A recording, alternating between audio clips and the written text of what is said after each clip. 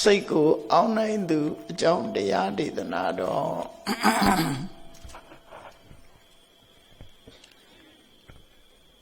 စိတ်ကိုအောင်းနိုင်သူလို့ပြောဆိုရမယ့်ပုဂ္ဂိုလ်ဟာမြတ်စွာဘုရားပဲဖြစ်တယ်ပေါ့ဘဂဝါဆိုတဲ့ခုံတော်ထဲမှာဣတရိယဆိုတဲ့ခုနတော့ကမန္တကကြီးရွတ်တဲ့ထဲမဲ့ကြားလိုက်မယ်အဲ့ဒီဣတရိယဘုံတော်ဆိုတာစိတ်ကိုပိုင်နိုင်တယ်ကိုယ်စိတ်ကိုနိုင်တာပေါ့လူတွေကကိုယ်စိတ်ကိုမနိုင်ကြဘူးလို့ဒီလိုအဓိပ္ပာယ်ရတယ်ကိုယ်စိတ်ကိုနိုင်လို့ရှိရင်ယဟနာဖြစ်တယ်ဘုရားယဟနာဖြစ်သွားတယ်အဲ့ဒီတည်းမဲ့စိတ်ကိုအနိုင်ဆုံးအောင်နိုင်မှုရဆုံးပုဂ္ဂိုလ်ကတော့မြတ်စွာဘုရားပဲဖြစ်တယ်ဒါကြောင့်မို့မြတ်စွာဘုရားကိုဘဂဝါဘုံတော်6ပါးလို့ဣတရိယဓမ္မယတသေရိကမပယတ္တလို့ဆိုတဲ့ဘုံ6ပါးထဲမှာအစိုးရတယ်ဆိုတာဘာကိုအစိုးရတာတုံးဆိုကိုယ်စိတ်ကိုအစိုးရတယ်လောကလူတွေကသူများကိုအုပ်ချုပ်ဖို့သူများကိုအစိုးရဖို့ဆိုတာတွေကတော့ကြိုးစားနေကြတာသူများကိုအစိုးရဖို့ကြိုးစားကြတယ်တကယ်တော့အစိုးမရတာကိုယ်စိတ်ကိုအစိုးမရလို့ကိုယ်စိတ်ကိုအစိုးမရလို့စိတ်ဖြစ်တဲ့နောက်လိုက်ပြီးတော့ပြောဆိုမှုတွေပြုလုပ်မှုတွေလုပ်တဲ့အခါမှာထိုပြောဆိုမှုပြုလုပ်မှုကမမှန်ကန်တဲ့စိတ်ရဲ့ဥဆောင်မှုနောက်ဖြစ်ပေါ်သွားပြီဆိုရင်ဆိုးကျိုးတွေကိုရရှိခံစားကြရတာဖြစ်တယ်ပေါ့ဒါမို့မြတ်စွာဘုရားရဲ့အဆုံးအမစိတ်ကိုအဓိကပဓာနာထားပြီးတော့ဆုံးမတာပဲဖြစ်တယ်ဘုရားဘာသာဝင်သူတော်စင်နေအနေနဲ့တခုတည်းသောကျင့်စဉ်ကိုပြောပါဆိုရင်ကိုယ်စိတ်ကိုထိမ့်သိမ်းခြင်းပဲဘုရားဘာသာရဲ့ကျင့်စဉ်ဟာဘာလို့ဆိုရင်ကိုယ်စိတ်ကိုထိမ့်သိမ်းဆောက်ရှောက်နိုင်ခြင်းဟာဘုရားဘာသာရဲ့အကျင့်ပဲဒါကြောင့်မို့မြတ်စွာဘုရားကယန္တဘာကိုဆိုဆုံးမတဲ့အခါမှာယန္တဘာဟာသိက္ခာပုဒ်တွေလိုက်နာရမယ်ကိုကျင့်တရားတွေများလွန်းတယ်ဒါတွေကိုသူကုံထိန်နိုင်မှာမဟုတ်ဘူးဆိုတော့မြတ်စွာဘုရားကအဲ့ဒါတွေအတွက်စိတ်မပူနဲ့ကိုယ်စိတ်လေးကိုထိမ့်သိမ့်နိုင်ရင်လားစိတ်တစ်လုံးပဲထိမ့်သိမ့်ကျန်တာတွေသာထားစိတ်ကိုနိုင်လို့ရှိရင်အလုံးကိုနိုင်သွားမယ်ဆိုစိတ်ကိုထိမ့်လိုက်တာနဲ့ကျန်တဲ့ဟာတွေကအကုန်လုံးထိမ့်သိမ့်ပြီးသားဖြစ်သွားတယ်အဲ့တော့စိတ်ကိုမထိမ့်နိုင်ဘူးဆိုလို့ရှိရင်တော့ကျန်တာတွေလည်းမထိမ့်ဘူးပဲဖြစ်သွားတယ်နော်စိတ်ဆိုတာကမိမိတဏ္ဍာမှာဖြစ်တာမိမိကိုယ်တိုင်သာလင်သိတယ်ကျန်တဲ့ပုဂ္ဂိုလ်တွေသိနိုင်စွာမရှိသေးဘူးထို့သောထိုစိတ်ကြောင့်ဖြစ်ပေါ်လာတဲ့ပြောဆိုလိုက်တဲ့စကားသံအမှုအရာပြုလုပ်လိုက်တဲ့အလုပ်ကိုကြည့်ပြီးတော့မှသူ့ရဲ့စိတ်ကိုခံမှန်းပြီးတော့ပြောဆိုကြတာဖြစ်တယ်ယဉ်ကျေးတဲ့စိတ်ကထွက်ပေါ်လာတဲ့အပြောဆိုဟာယဉ်ကျေးတဲ့စကားတွေဖြစ်တယ်ရိုင်းဆိုင်တဲ့စိတ်ကဖြစ်ပေါ်လာတဲ့စကားလုံးတွေဟာရိုင်းဆိုင်တယ်ယဉ်ကျေးတဲ့စိတ်နဲ့ပြုလုပ်တဲ့အလုပ်တွေဟာယဉ်ကျေးတဲ့ပြုလုပ်မှုတွေလုပ်တာဖြစ်တယ်ရိုင်းဆိုင်တဲ့စိတ်နဲ့ပြုလုပ်လို့ရှိရင်လည်းပဲကျန်တဲ့ရဲ့စတဲ့အလုပ်မျိုးတွေကိုလုပ်ချတာပဲဖြစ်တယ်အဲ့တော့လောကမှာလူယဉ်ကျေးမှုလို့ပြောတဲ့အရာတွေဟာစိတ်ကဥဆောင်နေတယ်လို့ပြောရမှာဖြစ်တယ်သို့သောစိတ်မှလည်းပဲဒီရိုးဖြောင်းတဲ့စိတ်လားဟန်ဆောင်တဲ့စိတ်လားလို့ဒီခါထပ်ခွဲမဲ့ဆိုလို့ရှိရင်ယဉ်ကျေးတဲ့အသင်္တရံရှိတော့လဲ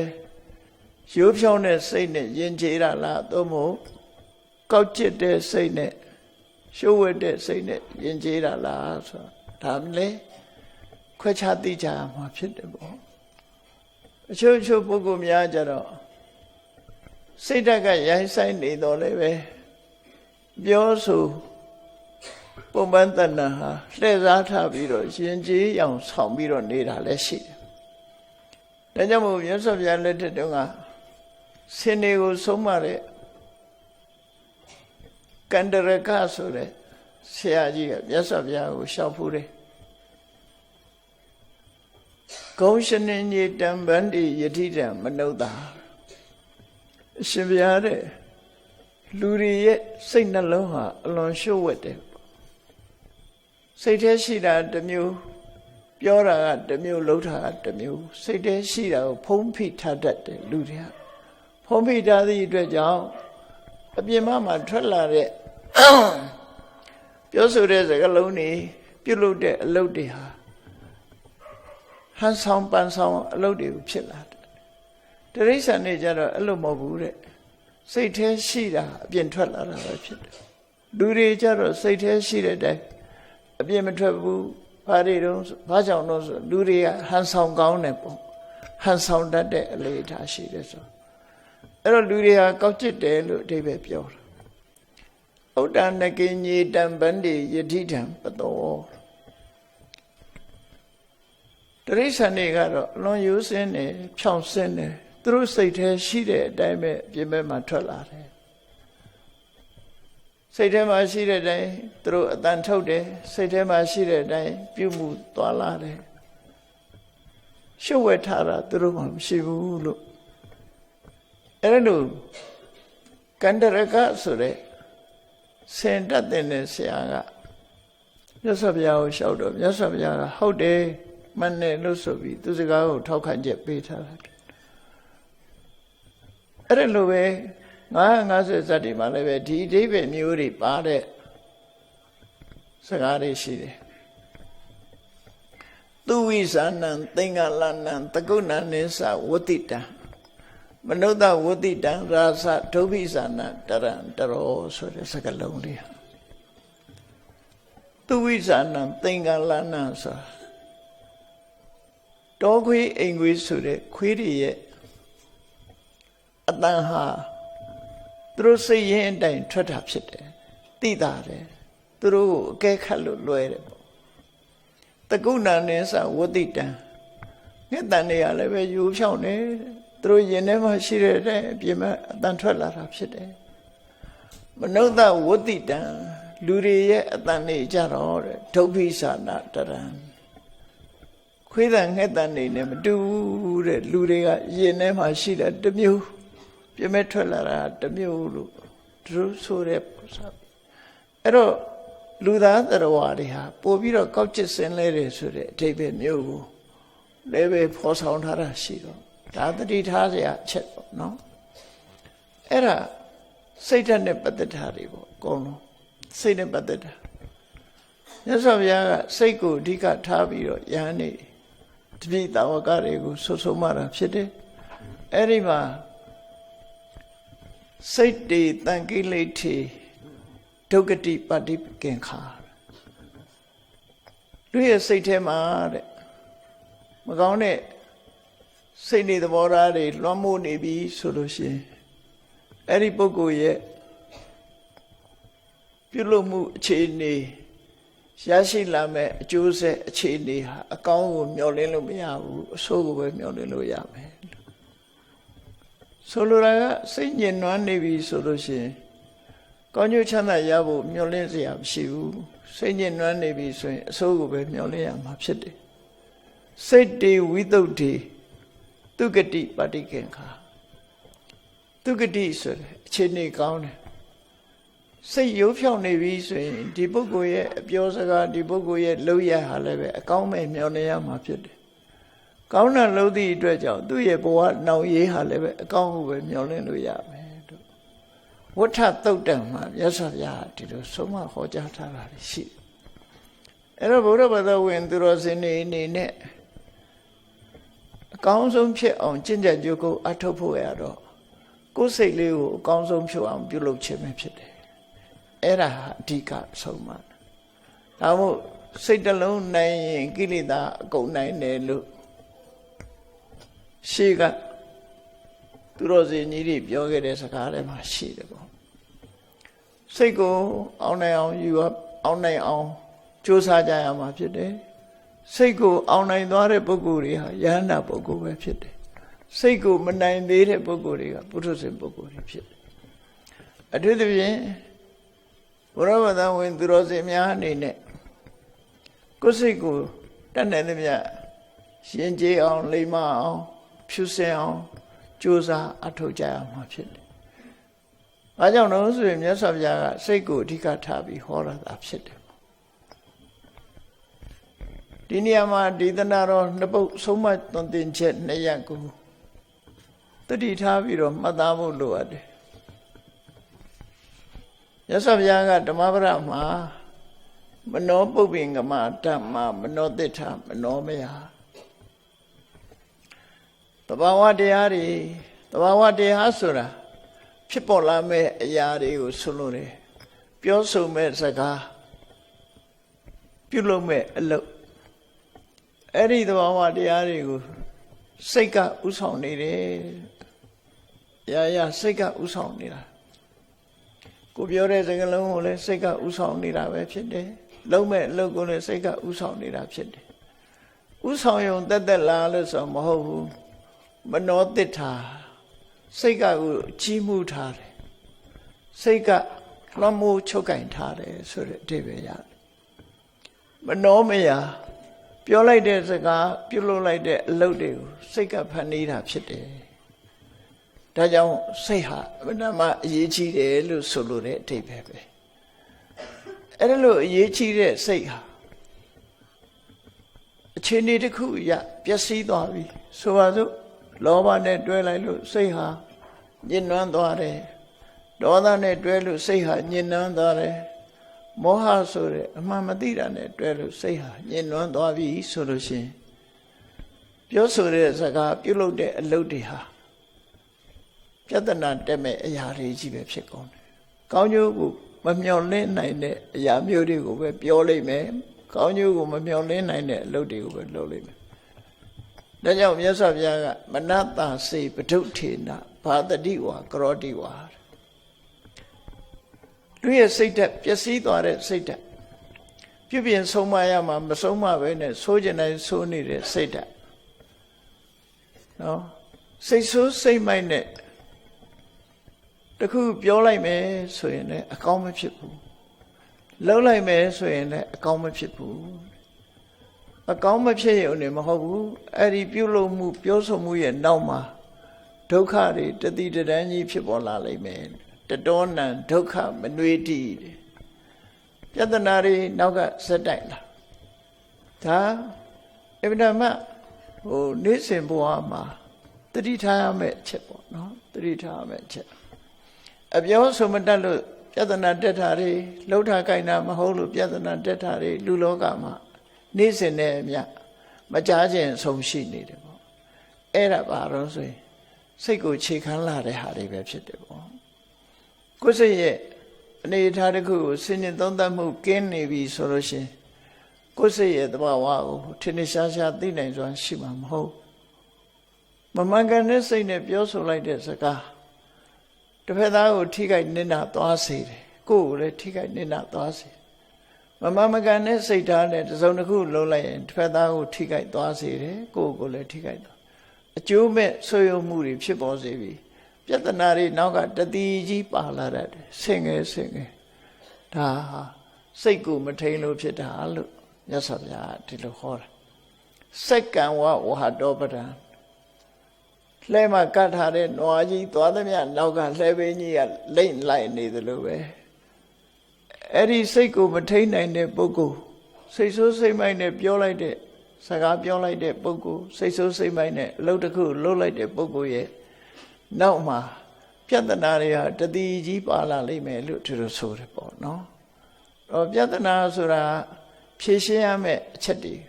ဖြေရှင်းရရုံကဒုက္ခတွေဒီတတိကြီးလိုက်ပါလေဒီဘဝရင်ဒုက္ခမဟုတ်ဘူးနောက်ဘဝထီအောင်ဒုက္ခတွေဟာအကျိုးပေးပြီးတော့လိုက်နေမှာဖြစ်တယ်။ဒါကြောင့်မြတ်စွာဘုရားရဲ့အဆုံးအမစိတ်ကိုအဓိကထားတယ်။ဒါဖြင့်ကောင်းတဲ့ဘက်ကိုရောကြည့်လိုက်ရင်လည်းပဲစိတ်ကဥဆောင်တာနောက်ဒေသနာတော်ကြလို့ဟောတော်ဆိုမနတာစေပနံပတန်နေနတခါတည်းလူရဲ့စိတ်ဟာစိတ်ကောင်းနှလုံးကောင်းဆိုတာဖြစ်လာတယ် တစ်ဖက်သားပေါ်မှာငဲ့ညတဲ့စိတ်မေတ္တာထားတဲ့စိတ်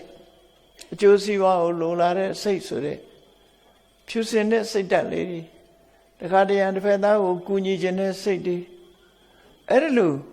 စိတ်ကောင်းနှလုံးကောင်းလေးတွေဝင်လာပြီဆိုလို့ရှိရင်အဲ့ဒီစိတ်ကောင်းနှလုံးကောင်းနဲ့ပြောလိုက်တဲ့စကားလှုပ်လိုက်တဲ့အလုပ်ကြတော့ထို့သောပြုလုပ်မှုကြောင့်ပြောဆိုမှုကြောင့်နောက်ကတတိကြီးစိတ်ချမ်းမြေ့ပွေရာတွေပဲဖြစ်ပေါ်လာတယ်ကိုလှုပ်လိုက်တဲ့အလုပ်လေးတစ်ခုကြောင့်စိတ်ချမ်းမြေ့ပွေရာဖြစ်လာဥပမာတစ်ခုပဲစိတ်ကောင်းနှလုံးကောင်းလေးရှိလို့ကုသိုလ်ကောင်းမှုလေးလှုပ်လိုက်တယ်လူတစ်ယောက်ကိုကူညီလိုက်တယ်ကူညီလိုက်လို့ဟိုတစ်ဖက်သားကကျေးဇူးတွေတင်ပြီးအချင်းချင်းမေတ္တာသက်ဝင်ပြီးတော့နောက်ဆုံးမှာဒီစိတ်ချမ်းသာဝေရာတွေကဆင်ငယ်ဖြစ်လာကုသိုလ်ကောင်းမှုပြုလိုက်တယ်စိတ်ကောင်းနှလုံးကောင်းလေးဝင်လို့မြတ်စွာဘုရားကိုရှိခိုးလိုက်တယ်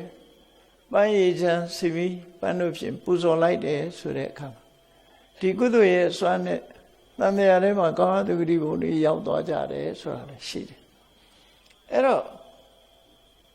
စိတ်ကောင်းနေတဲ့အချိန်လေးမှာပြောလိုက်တာပဲဖြစ်ဖြစ်လှုပ်လိုက်တာပဲဖြစ်ဖြစ်သူ့ရဲ့အကျိုးဆက်ဟာစိတ်ချမ်းမြေ့ဖွယ်ရာပျော်ရွှင်ချမ်းမွေ့ဖွယ်ရာဘဝတစ်ခုရရှိစေနိုင်တာဖြစ်လို့သာယာဝအနုပါယိနိကိုယ်နဲ့အတူပါနေတဲ့အရိပ်ဆိုတာဒီနေရာမှာလူရိပ်လို့ဖွင့်မိမယ်လူရိပ်ကတော့ကိုယ့်အတွက်ဘာမှအသုံးဝင်တာမဟုတ်ဘူးအမြဲပါတယ်ဆိုတဲ့အဓိပ္ပာယ်လောက်ပဲဖြစ်တယ်ချမ်းသာဒုက္ခကိုပေးတဲ့အရိပ်ဆိုတာဟာကိုယ်နဲ့အမြဲပါတယ်ဆိုရင်ထီးရိပ်ပေါ့နော်ထီးဆောင်သွားမယ်ဆိုလို့ရှိရင်နေပူရင်လည်းဖွင့်ဆောင်လိုက်တော့ဟောအရိပ်လေးမိုးရရင်လည်းထီးလေးဖွင့်ပြီးတော့ကာကွယ်လို့ရတယ်အစစရရကိုယ်နဲ့အတူတကွပါလာတဲ့အရိပ်လေးဟာကိုယ်ကိုချမ်းသာစေတယ်လို့သူဆိုလို့ကိုလုပ်တဲ့အလုပ်တွေကကိုယ့်ကိုအရိပ်ပမာနော်ထီးပမာအရိပ်မိုးပြီးတော့ကောင်းကျိုးတွေကိုဖြစ်ပေါ်စေပြီးတော့အကာအကွယ်အဆောင်ရှောက်ပေးလာတယ်လို့သူတို့ဆိုတာဘုန်းကြီးတို့တွေယခုဘဝလူလာဖြစ်တယ်ဆိုတာတစ်ချိန်တုန်းကစိတ်ကောင်းနှလုံးကောင်းနဲ့ပြောဆိုခဲ့တယ်ပြုလုပ်ခဲ့တယ်ဒါကိုကုသိုလ်လို့ခေါ်တာပဲစိတ်ကောင်းနှလုံးကောင်းကိုအခြေခံပြီးတော့ပြောဆိုခဲ့လို့ပြုလုပ်ခဲ့တဲ့ကုသိုလ်ကောင်းမှုရဲ့အရှိန်နဲ့ဒီဘဝမှာလူချမ်းသာဆိုတာခံစားနေကြတတ်တာလည်းအများကြီး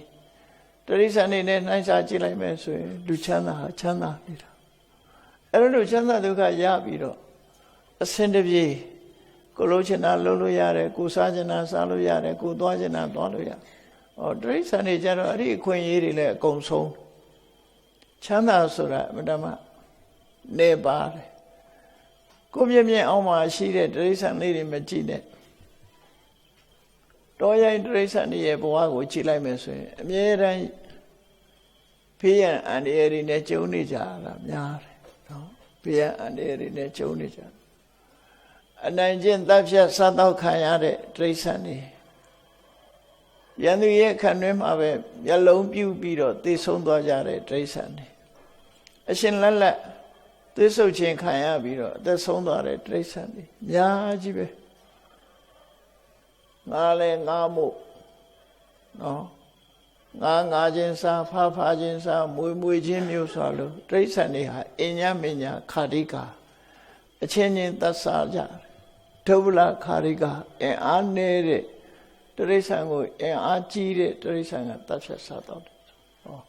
အဲ့ဒီအခြေအနေမျိုးတွေကလူတွေမှာလွတ်နေတယ်ပေါ့နော်။ညာအဖြစ်လူတွေမှာအကာအကွယ်ဆောင်ရှောက်တည်ရှိသေးတယ်။သူတို့မှာတော့ကာကွယ်ဆောင်ရှောက်တဲ့မရှိဘူး။ဒါကကိုမြင်ရတဲ့တိရစ္ဆာန်ဘဝတွေရှိတယ်။ဒီတဲ့ဆိုးတာကိုကြည့်လိုက်မယ်ဆိုရင်ငရဲပဲ။ငရဲကြည့်လိုက်မယ်ဆိုလို့ရှိရင်တော့အကာအကွယ်လုံးဝကင်းမဲ့ဆင်းရဲဒုက္ခတွေဒလစခံနေရလို့တတ်တာတဲ့ချမ်းသာဒုက္ခဆိုတာတစ်စက်မှမရှိလို့နိရယနိဆိုတာမရှိဘူးအယဆိုတာချမ်းသာဒုက္ခချမ်းသာဒုက္ခလုံးဝကင်းစင်တဲ့ဘုံဌာနမျိုးကိုငရဲလို့ခေါ်တာပဲအဲ့ဒီငရဲမှာဆိုရင်တော့ဒီပြာမပြောနဲ့ တခါတည်းသွားကြိုက်တယ်ဆိုလို့ရှိရင်ဒလဇတ်ကြိုက်တာခံနေရတာနော်ဘလောက်ဆင်းရဲတော့သွားကြိုက်တာလေးတို့နားကြိုက်တာတို့ပဲဘလောက်ဆင်းငရဲကြတော့ဒီတပူပြင်းထန်နော်ဒလဇတ်ဆင်းရဲဒုက္ခတွေနဲ့ကြုံတွေ့နေရတာဖြစ်တယ်အဲ့ဒီဒုက္ခတွေတက်တာတဲ့လူဘုံလူဘဝရောက်ခဲ့တယ်ဆိုတာစိတ်ကောင်းနှလုံးကောင်းလေးရှိတဲ့အချိန်မှာကုသိုလ်ကောင်းမှုလုပ်ခဲ့လို့အဲ့ဒီကုသိုလ်ကောင်းမှုရဲ့အကျိုးဆက်ကိုရရှိတာလို့အဲ့တော့ငရဲဘုံရောက်သွားတဲ့ပုဂ္ဂိုလ်တွေကလည်းပဲစိတ်ကဥဆောင်တာပဲလူဘုံလူဘဝရောက်လာတဲ့ပုဂ္ဂိုလ်တွေကိုလည်းစိတ်ကဥဆောင်တာအဲ့တော့ကိုယ့်ရင်ထဲမှာဖြစ်တဲ့စိတ်ကိုနိုင်အောင်မထိန်းနိုင်ဘူးလှပအောင်မပြုပြင်နိုင်ဘူးယဉ်ကျေးအောင်မဆုံးမနိုင်ဘူးဆိုရင်ကိုယ့်ဘဝအနေထားဘယ်လိုရှိမလဲလောကလူတွေဟာတစ်ဖက်သားကိုဆုံးမဖို့လွယ်သလောက်ကိုယ်စိတ်ကိုဆုံးမဖို့ကြတော့ခက်တယ်အဲ့ဒါကိုစကားတစ်လုံးနဲ့ပြောတဲ့အခါအတ္တဟိခိရတုတ္တမောကိုယ့်ကိုဆိုတာဆုံးမခဲ့ရကိုယ့်ကိုဆုံးမတယ်ဆိုတာဘယ်သူဆုံးမတာကိုယ်စိတ်ကိုပြောတာကိုယ်စိတ်ကိုဆုံးမဖို့အလုံးကိုခဲနေလို့သူပြောတယ်သူများကိုဆုံးမတာလွယ်တယ်ကိုယ်စိတ်ကိုဆုံးမဖို့အမှန်တမ်းခက်တယ်ဒါကြောင့်စိတ်ကိုအောင်နိုင်သူဖြစ်ဖို့ရအတွက်ဘုရားဘာသာသူတော်စင်တို့ရဲ့ကျင့်စဉ်ဟာစိတ်ကိုဗဟိုပြုပြီးတော့စိတ်ယဉ်ကျေးအောင်ပြုလုပ်ခြင်းပဲဖြစ်တယ်အဲ့တော့ကမ္မထာထုတ်တယ်ဆိုတဲ့အနှစ်သာရကိုကြည့်မယ်ဆိုရင်မြတ်စွာဘုရားဟောထားတဲ့တည်းမဲ့သာဂရိယနုယောဂတဲ့တကယ်ကမ္မထာထုတ်တယ်ဆိုတာဘာလဲတတိနဲ့ပညာနဲ့ကိုယ်စိတ်ထဲမှာမကြာခဏဖြစ်ပေါ်လို့ရှိနေတဲ့လောဘဆိုတဲ့အညစ်အကြေးမကျေနပ်တဲ့ဒေါသဆိုတဲ့အညစ်အကြေးစိတ်ကိုစူးစီးလို့မရအောင်လွင်ပြန်နေတဲ့ဥဒိစ္စနှလုံးမသားမယာဖြစ်တဲ့ကုက္ကုဆစိတ်ပူတယ်ဆိုတဲ့နောင်တပူပန်တယ်ဆိုတဲ့ကုက္ကုဆကောင်းတဲ့အလုပ်ပေါ်မှာစိတ်အားတက်ကြွမှုမရှိဘူးစိတ်တွန့်ဆုတ်တယ်ဆိုတဲ့ဌိနမိတ်တကောင်းတဲ့အလုပ်ပေါ်မှာတန်တရားဝင်ပြီးရှေ့မတိုးနိုင်တဲ့ဝိသိကိစ္စဆိုတဲ့ဒီစိတ်ရဲ့အညစ်အကြေးတွေကိုတတိနဲ့ဉာဏ်နဲ့အနိကကြည့်ရှုပြီးတော့ကိုယ်တဏ္ဍာမှာမဖြစ်အောင်ထိမ့်သိမ်းဆောက်ရှောက်နေတာကိုတရားအထုတ်တယ်လို့ခေါ်တယ်တရားထုတ်တယ်ဆိုတဲ့သဘာဝကိုသိဖို့လိုတယ်ပေါ့ဒါမှမဟုတ်စာပေမှာဘယ်လိုဆိုတော့ဆိုဒီဝတ္တံစင်္ကမေနနိသစ္စာယအာဝရဏီယေဟိဓမ္မေဟိစိတ်တံပရိသောတိတိဒီလိုဆိုတာဒီအခါမှာတဲ့ထိုင်လိုက်စဉ်းညာလျှောက်လိုက်ကိုယ်ရင်ထဲနှလုံးထဲမှာကုသိုလ်တရားကိုဆုပ်ပိတ်တတ်တဲ့အငြိအကျေးတွေကရှင်းထုတ်နေတာအဲ့ဒါတရားထုတ်တာပဲနော်အဲ့ဒါတရားအထုတ်တယ်ဆိုတာကိုယ်ရင်ထဲနှလုံးထဲမှာလောဘဝင်လာရင်ရှင်းထုတ်လိုက်ဒေါသဝင်လာရင်ရှင်းထုတ်လိုက်တခြားကိလေသာတွေဝင်လာလို့ရှိရင်လည်းရှင်းထုတ်လိုက်အဲ့တော့ဒီနေရာမှာစိတ်ရဲ့အညစ်အကြေးကဘာတွေလဲဆိုတာသိဖို့လိုတယ်ပေါ့တရားထုတ်ပြီးဆိုရင်စိတ်ရဲ့အညစ်အကြေးတွေကိုဘာရှင်းရမလဲအဝတ်အစားတန်ရှင်းမှုရအတွက်ကြတော့လူတွေကကိုယ်အဝတ်မှာဘာတွေပေးနေတယ်ဆိုတာသိချတာအဲ့ဒါလို့သိတယ်လို့ကိုယ်စိတ်မှာဘာတွေပေးနေတယ်ဘာတွေကညှဉ်းနှွမ်းနေတယ်ဆိုတာသိဖို့စိတ်တ ानु ပတနာcontemplation of consciousness ကိုယ်စိတ်တွေကိုကို contemplate လုပ်ရမယ်လို့ဆိုလို့ contemplate လုပ်တယ်ဆိုတာစိတ်ကိုအနိကစောင့်ကြည့်ကြည့်တာကိုယ်စိတ်ထဲမှာဘာတွေအဖြစ်များလဲဖြစ်နေတဲ့စိတ်ဟာလောဘကဥဆောင်ပြီးဖြစ်နေတာလားဒေါသတွေဥဆောင်ပြီးတော့ဖြစ်နေတာလားမောဟတွေနဲ့ဥဆောင်ပြီးတော့ဖြစ်နေတာလားမာနတွေကဥဆောင်နေတာလားမနာလိုစိတ်တွေဝင်နေတာလားဝန်တိုစိတ်တွေဝင်နေတာလားဆိုတဲ့ကိုယ်စိတ်ရဲ့အခြေအနေကိုစဉ်ဆက်မပြတ်ဆင်ញင်သုံးသပ်ရမှာဖြစ်တယ်အဲ့ဒါကိုစိတ်တ ानु ပတနာလို့ခေါ်တယ်စိတ်တ ानु ပတနာဆိုတာကိုယ်စိတ်ကိုစောင့်ကြည့်ခြင်းပဲဖြစ်တယ်စောင့်ကြည့်ရင်ဖြစ်လာတဲ့အနေအထားတွေကိုမဖြစ်မကောင်းတဲ့အညစ်အကြေးဆိုရင်ထိမ့်သိမ်းဆောက်ရှောက်ကောင်းတာဆိုလို့ရှိရင်တော့တိုးပွားအောင်ကြိုးစားအထောက်ဆိုပါစို့နှစ်သက်စရာအာယုန်နဲ့တွေ့လို့ လူချင်းစိတ်တွေလောဘတွေလွှမ်းမိုးလာတယ်ဆိုရင်ဒါလောဘဟာစိတ်ရဲ့အညစ်အကြေးပဲအဲ့ဒီလောဘကိုဘာနဲ့ဖယ်ရှားရမလဲလို့ဆိုအလောဘလို့ခေါ်တဲ့စွန့်လွတ်နိုင်တာနဲ့ဖယ်ရှားပြရမယ်သူအလောဘဖြစ်လိုက်လို့ရှိရင်ရာယူသိမ့်ပိုက်ခြင်းနဲ့စိတ်ဟာပျောက်သွားပြီးတော့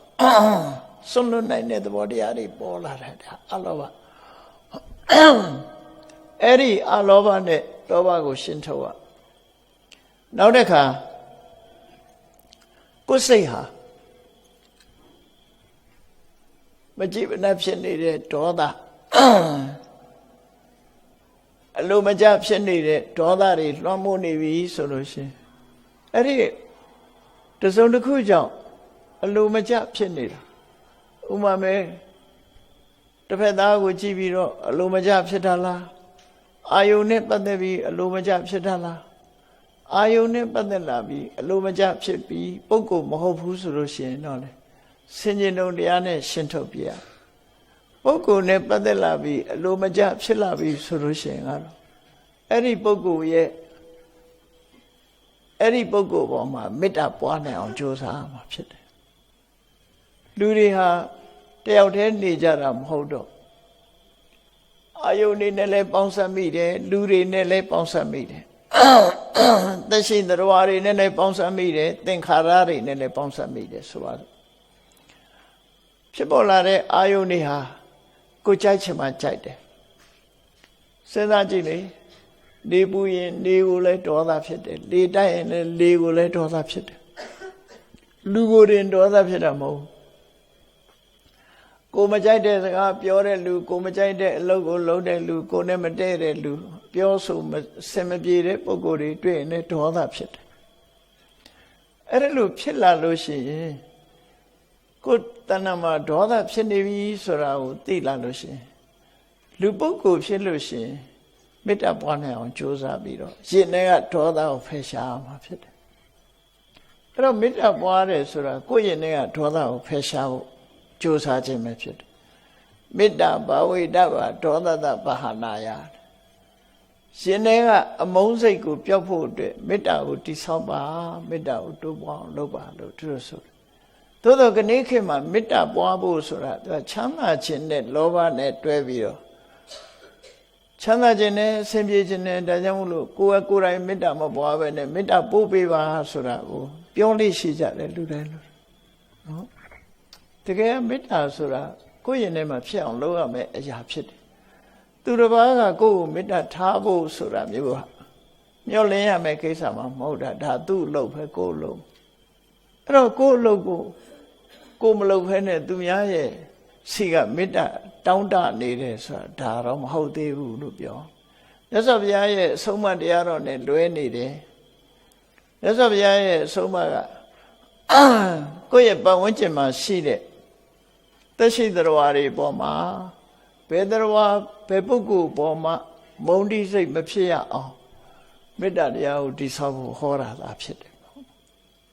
မေတ္တာတရားကိုတည်ဆောက်အောင်မယ်လို့ဟောတာအဲ့ဒါကိုမေတ္တာပွားရမယ်နော်ကိုကပွားခံနေတာမဟုတ်ဘူးကိုရင်ထဲကအမုန်းတရားပြောက်အောင်ကျန်တဲ့ပုဂ္ဂိုလ်တွေပေါ်မှာမုန်းတဲ့ပုဂ္ဂိုလ်မရှိအောင်ရင်ထဲမှာမုန်းစိတ်ကုန်အောင်မေတ္တာပွားရမယ်လို့ဆိုအဲ့ဒါလို့အဒေါသဆိုတဲ့မေတ္တာတရားပွားလိုက်ပြီဆိုရင်ကိုရင်ထဲကဒေါသလည်းစင်ကြယ်သွားတာပဲတန်ရှင်းသွားတာပဲအဲ့ဒါလို့တန်ရှင်းအောင်လုပ်ရမယ်လို့ဆိုလိုတယ်ပေါ့နော်နောက်တစ်ခုကကိုယ့်ရင်နဲ့နှလုံးထဲမှာ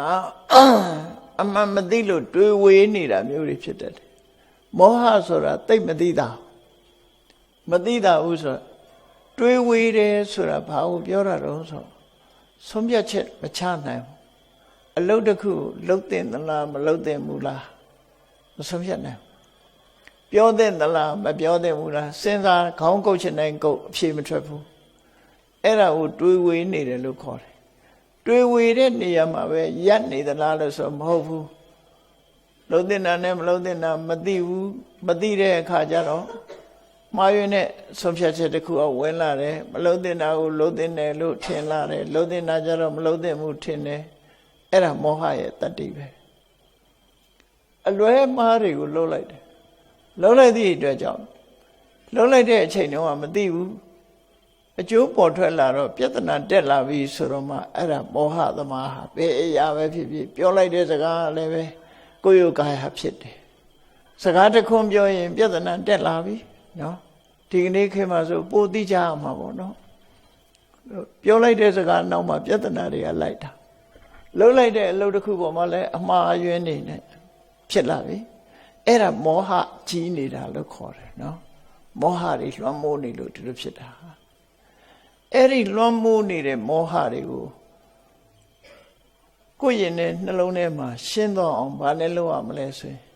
ပညာနဲ့ထည့်ရမှာဖြစ်တယ်ပေါ့မြတ်စွာဘုရားကအဖြေရောတခါတည်းဟောထားတာပညာဘာဝိတ္တဗမောဟတဘာဟာနာယမောဟတတွေ့ဝေတဲ့မောဟလှုပ်တဲ့နာနဲ့မလှုပ်တဲ့နာပြောတဲ့နာနဲ့မပြောတဲ့နာခွဲခြားမသိနိုင်လို့မာမယွင်ပြုလို့စေတတ်တဲ့မောဟဆိုတဲ့တရားကိုဘာဟာနာယရင်ထဲနှလုံးထဲကဖယ်ရှားပြစ်ဖို့ရာအတွက်ပညာခွဲခွဲပြားပြားသိတတ်တဲ့အသိပညာကိုဘာဝိတ္တဗဖြစ်စီတိုးပွားအောင်လုပ်ရမည်ဖြစ်စေရမယ်တိုးပွားစေရမယ်လို့သူတို့ဟောတယ်အဲ့တော့မောဟကိုဖယ်ရှားဖို့ကြတော့လေးလာရမယ်လိုက်စားရမယ်ပညာကိုဆင်ញင်ရမယ်သုံးသပ်ရမယ်မောဟဟာနဲနိုင်တယ်ဗျနဲလာတယ်အဲ့ကြောင့်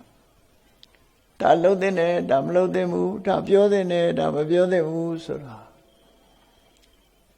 ကိုယ်နဲ့ကိုယ်ပတ်ဝန်းကျင်ကိုမျက်ခြေမပြတ်လေးလာသုံးသပ်ဆင်ញင်ပြီးတော့အသိဉာဏ်နဲ့ရလာပြီဆိုရင်မောဟတဖြည်းဖြည်းရောပါလာတရားဓမ္မနဲ့ပတ်သက်လာလို့ရှိရင်အမှန်တရားကုသိုလ်နဲ့အကုသိုလ်ခွဲခြားသိလာတယ်သိလိုက်ရင်ကုသိုလ်ကကောင်းကျိုးချမ်းသာကိုပေးတယ်အကုသိုလ်ကမကောင်းကျိုးဆင်းရဲဒုက္ခကိုပေးတယ်ဆိုတာကွဲကွဲပြားပြားသိလာတယ်ပညာဖြစ်လာလို့ရှိရင်ဘာလို့အောင်မှလဲဘာမလို့ရဘူးတဲ့ဆိုတာရှင်းရှင်းကြီးသိသွားတယ်နော်ကိုယ့်ဘဝမှာဒီသူများပြောလို့ယုံရတာမဟုတ်ဘူးသူများပြောလို့ယုံရတာမဟုတ်ပဲလေကိုယ့်ဘဝကိုသိရှိအောင်ကြိုးစားအထောက်ကြရတာအဲ့လိုကြိုးစားအထောက်တဲ့ပညာကိုကိုယ်တဏ္ဍမှာရှင်းချက်လာအောင်လုပ်အောင်အဲ့လိုမဟုတ်ဘူးဆိုရင်သူများပြောတာကိုလိုက်လုပ်နေမယ်သူများပြောတာကိုပဲယုံနေဆိုတာဒါပညာမဟုတ်တော့ဘူးပညာမဟုတ်ရင်မောဟကပို့ပြီးတော့တိုးတက်လာမှာပို့ပြီးတော့လွှမ်းမိုးလာမှာဖြစ်တယ်အဲ့ဒါကြောင့်မို့မောဟပျောက်ဖို့ရအတွက်တရားနာရတယ်စာပေတွေဖတ်ရှုရတယ်သင်ရတယ်ကြားရတယ်ကြိုးကြောင်းဆင်ခြင်ရတယ် reason ပေါ့ဘယ်ကိစ္စပဲဖြစ်ဖြစ်အကြောင်းနဲ့အကျိုးကိုဆင်ခြင်တတ်ရမယ်အဲ့ဒါပညာဖြစ်ခြင်းရဲ့အကြောင်းပဲအကြောင်းကျိုးဆင်ခြင်တတ်အောင်လည်းပဲသင်ကြားမှုတွေနဲ့သွားရတယ်အဲ့လိုသွားရင်တဖြည်းဖြည်းမောဟဆိုတာယောပါတော့မှာပဲဖြစ်တယ်ပေါ့တရားနှလုံးသွင်းတယ်ဒီစိတ်တည်ငြိမ်အောင်တတိတွေတိုးပွားလာအောင်ကြိုးစားတယ်တတိကောင်းလာအောင်ကြိုးစားတယ်တတိကောင်းလာအောင်ကြိုးစားတယ်ဆိုခဏခေတ်မှာဆိုရင် mindfulness ဆိုပြီးတော့နိုင်ငံသားတွေမှာတောင်းပါပဲဒီလေ့ကျင့်ခန်းကိုမသိမနေရမလုံးမနေရဆိုပြီးလေ့ကျင့်နေကြတာအဲ့ဒါကောင်းကျိုးချမ်းသာကိုရတယ်ဆိုတာကိုလက်တွေ့အားဖြင့်သိရှိလာကြလို့လုပ်ကြတာဖြစ်တယ်။ဘာကြောင့်အဲ့လိုလုပ်တာတော့ဆိုတာ mindfulness ဆိုတဲ့ဟာတတိကိုပြောတာ။အဲ့ဒီတတိမရှိရင်ပညာဆိုတာမဖြစ်ဘူးတဲ့။တတိရှိမှပညာဖြစ်တယ်။စာပေကျမ်းကမှာဘယ်လိုဆိုတော့ဆိုရင်နာဟိတတိဝိရိဒပညာနာမအဋ္ဌိတဲ့။လောကမှာတဲ့တတိကင်းတဲ့ပညာဆိုတာမရှိဘူးတဲ့။တတိရှိမှပညာဆိုတာဖြစ်တယ်ဒါမို့ကိုအမြဲတမ်းတတိထားနေခြင်းဟာအသိပညာတိုးတက်ခြင်းအကြောင်းတရားထုတ်တယ်ဆိုတာလေကိုတတိထားနေခြင်းသာဖြစ်တယ်ခုနကကိုယ်စိတ်ထဲမှာစိတ်တ ानु ပဒနာလို့ဆိုတဲ့ထဲမှာနော်ငါစိတ်ဟာလောဘတွေနဲ့အဖြစ်များသလားဒေါသတွေနဲ့အတွဲများနေသလားမောဟတွေနဲ့အတွဲများသလားအဲ့တော့လောဘဒေါသဆိုတာကိုယ်ရင်ထဲမှာအမြဲဖြစ်နေတာမဟုတ်တော့မကြလာတွဲတာဆိုတာထင်ရှားတယ်ပေါ့ကိုယ်အဝတ်မှာဖြူစင်အောင်ဖွတ်ထားတဲ့အဝတ်ကလေးဟာအမြဲတမ်းနွမ်းနေတာမဟုတ်ဘူးနွမ်းနေတဲ့အညစ်အကြေးဟာပြင်ဘက်ကလာတာဖြစ်တယ်ပေါ့ထို့တူပဲစိတ်ထဲကလည်းပဲလောဘအမြဲဖြစ်နေတာမဟုတ်သည့်အတွက်ကြောင့်လောဘဟာအကြောင်းတိုက်ဆိုင်မှာပေါ်လာတာဖြစ်လို့ဒါအညစ်အကြေးတစ်ခုလို့မှတ်ရမှာဖြစ်တယ် ဒေါသဆိုတာလေအာယုန်တစ်ခုနဲ့ပတ်သက်လာပြီးတော့အသင့်တဲ့နှလုံးမသွင်းတတ်လို့ဒေါသဖြစ်เสียအာယုန်နဲ့တွေးတဲ့အခါမှာဒေါသဖြစ်လာတယ်ဒါလည်းစိတ်ရဲ့အညစ်အကြေးလို့ခေါ်တာမောဟဆိုတာဆင်ញင်သုံးသပ်ရမယ့်အချိန်မှာဆင်ញင်သုံးသပ်နိုင်စွာမရှိဘူးဆုံးဖြတ်နိုင်စွာမရှိဘူးဆိုတဲ့အခါမှာမောဟဆိုတာဝင်လာတာဖြစ်တယ်အဲ့တော့မောဟဆိုတာလေအပြင်ကလာတဲ့ရောက်လာတဲ့အရာသားလည်းဖြစ်တယ်လူရဲ့ခန္ဓာကိုယ်မှာရောက်လာတဲ့အညစ်အကြေးတွေဟာပြင်ပကနေပြီးကိုယ်ကိုရောက်လာတာဖြစ်တယ်ထို့တူပဲစိတ်ရဲ့အညစ်အကြေးတွေဟာလည်းပဲယမယံခပေါ်လာတာတွေဖြစ်လို့အဲ့ဒါတွေကိုရှင်းပြတာကမ္မထာတရားအထုတ်ခြင်းပဲလို့ဒီလိုဆိုတာပေါ့နော်အဲ့တော့ကမ္မထာအထုတ်ခြင်းရဲ့အဓိပ္ပာယ်ကအဲ့ဒါမရှင်းမဲ့နဲ့ဒါတွေကိုပြန်ပြီးတော့လက်ရခေါ်နေတဲ့အကျင့်မျိုးတွေကလည်းရှိသေးတယ်လက်ရခေါ်ပြီးတော့ဘယ်နှစ်နာရီထိုင်နိုင်တယ်ငါလိုလူရှိသေးလားဆိုတာအဲ့ဒါမကောင်းတဲ့စိတ်တွေကိုပြန်ပြီးတော့ခေါ်သွင်းနေတာ ਨੇ တူတူပဲအဲ့ဒါကိုယ့်ရဲ့နှလုံးထဲမှာအဲ့တော့ကိုယ်မာမနာတွေဖြစ်တယ်အဲ့ဒါလို့ဖြစ်လာလို့ရှိရင်ဒါတရားမဟုတ်တော့တရားရဲ့ဆန့်ကျင်မဲ့အတ္တမတွေဝင်နေတာပဲဒီလိုပဲဖြစ်မှာအဲ့ဒါကြောင့်မို့တကယ်သူတော်စင်သူတော်မြတ်မှာစိတ်ရဲ့အညစ်အကြေးတွေဆိုတာကိုရှုဆိုတာသိရအခုပြောခဲ့တဲ့လောဘဆိုတာစိတ်ရဲ့အညစ်အကြေးဒေါသဆိုတာစိတ်ရဲ့အညစ်အကြေးမောဟဆိုတာစိတ်ရဲ့အညစ်အကြေးအဲ့ဒီရဲ့စိတ်ရဲ့အညစ်အကြေးတွေကိုဖယ်ရှားနိုင်အောင်ကြိုးစားအထောက်အောင်အဲ့ဒီလိုစိတ်ရဲ့အညစ်အကြေးတွေကိုလုံးဝဖယ်ရှားလိုက်နိုင်ပြီဆိုလို့ရှိရင်ကိုယ်စိတ်လေးဟာဖြူစင်တန်ရှင်းနေတဲ့စိတ်ကလေးဖြစ်သွားတယ်အညစ်အကြေးဆိုတာအမြဲတမ်းစွဲမှာမဟုတ်ဘူးအမြဲတမ်းစွဲနေတာမဟုတ်ဘူးသို့တော့အချိန်များစွာပုထုဇဉ်နေမှာတော့အညစ်အကြေးကစွဲမြတ်တာစွဲတာပို့ပြီးတော့များလာတော့အလေးအကျင့်ကြီးလို့ဖြစ်လာအဲ့တော့မြတ်စွာဘုရားရဲ့အဆုံးအမကိုရတဲ့အခါမှာကိုယ်ရင်နဲ့နှလုံးထဲမှာစွဲနေတဲ့လောဘအညစ်အကြေးကိုအလောဘနဲ့ဖယ်ရှားရမယ်စွဲနေတဲ့ဒေါသအညစ်အကြေးကိုမေတ္တာဆိုတဲ့အရောဓနဲ့ဖယ်ရှားရမယ်စွဲနေတဲ့မောဟဆိုတဲ့အညစ်အကြေးကိုအမောဟဆိုတာနဲ့ဖယ်ရှားတာအဲ့ဒါကိုဇာဂရိယနုယောဂနိုးကြာကြိုးစားခြင်းဆိုတဲ့အဓိပ္ပာယ်ရတယ်ပေါ့အဲ့ဒါကိုပဲကမ္မထာအထုတ်ခြင်းလို့သူတို့ပြောတယ်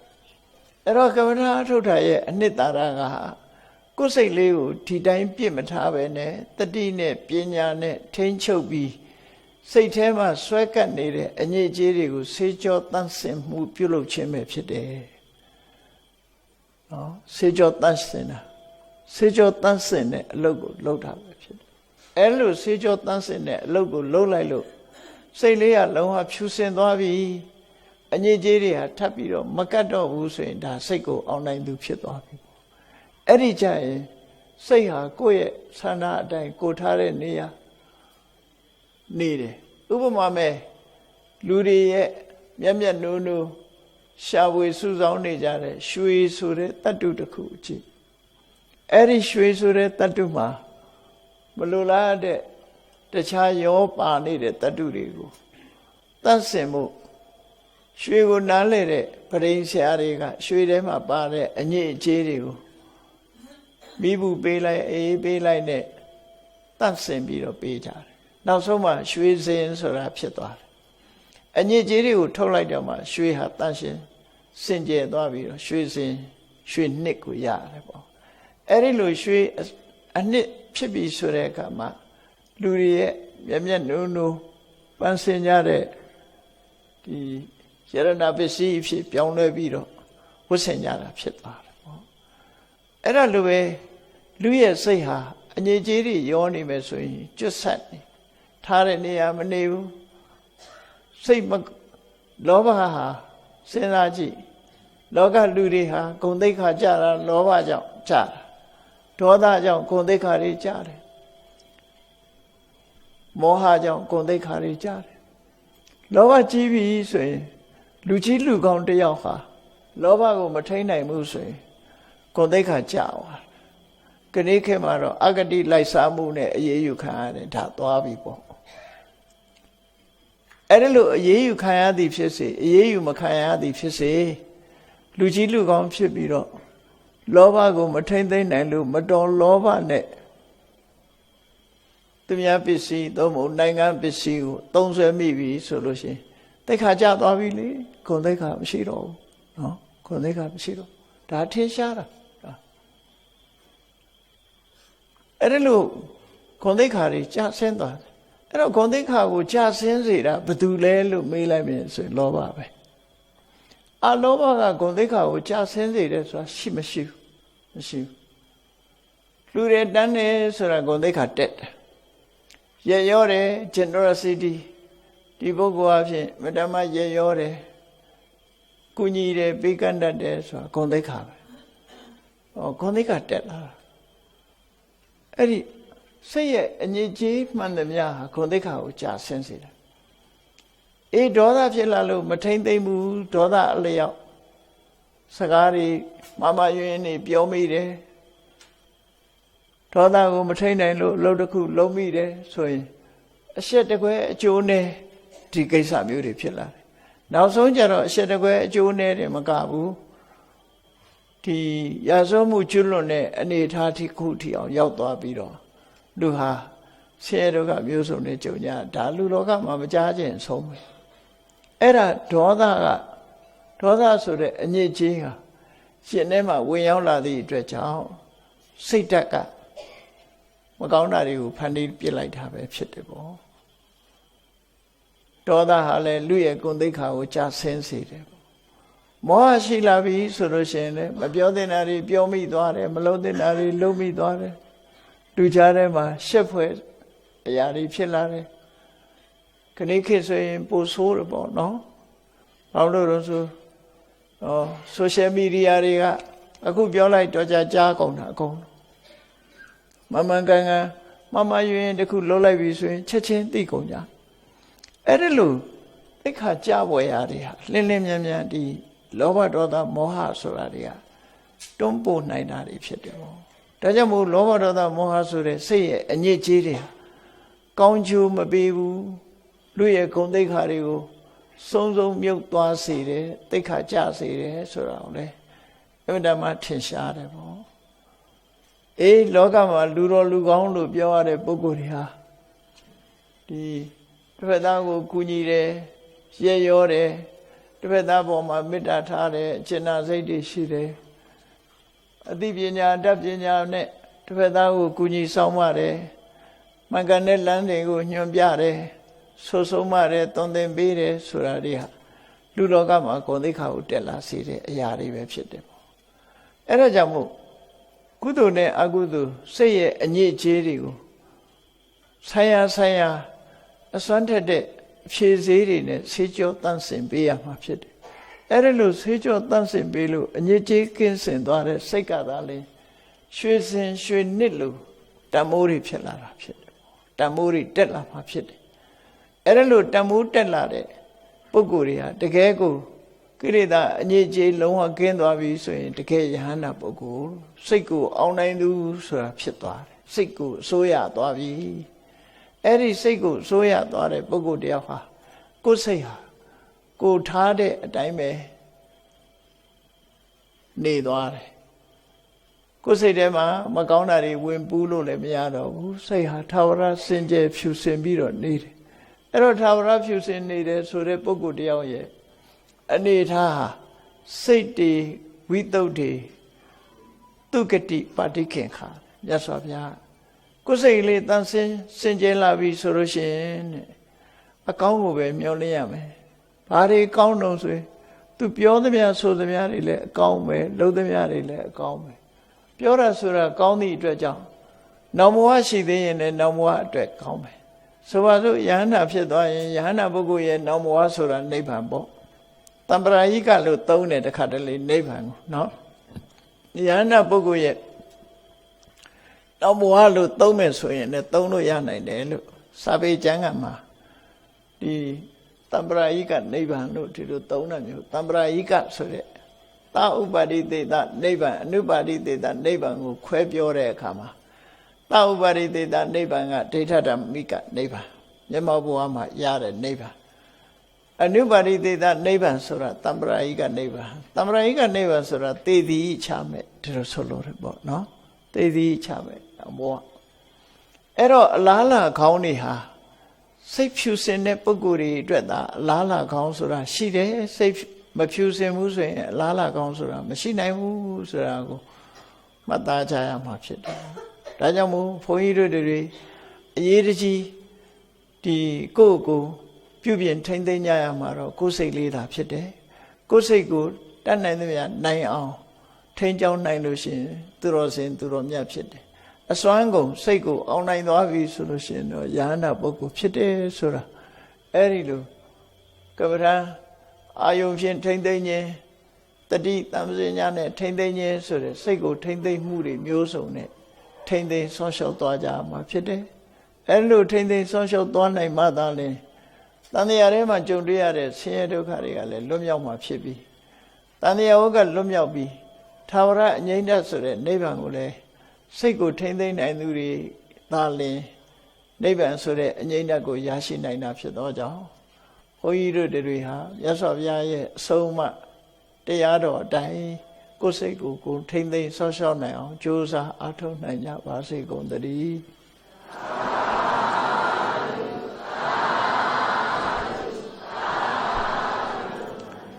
မေတ္တာပို့ရအောင်တတ္တဝါများစွာဘေးရန်กว่าချမ်းသာကြပါစေတတ္တဝါများစွာဘေးရန်กว่า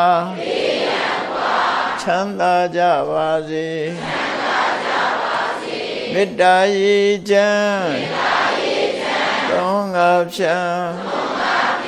ငြိမ်းချမ်းကြပါစေမေတ္တာရေချမ်းသုံးငါဖြံ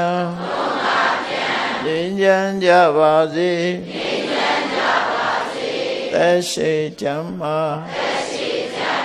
စိတ်ချမ်းသာလူရဆန္ဒပြည့်ပါစေသက်ရှိချမ်းသာစိတ်ချမ်းသာလူရဆန္ဒပြည့်ပါစေဓမ္မောတတံပိဝိတဝါနဝိသာတဗ္ဗေတမှုဟတာ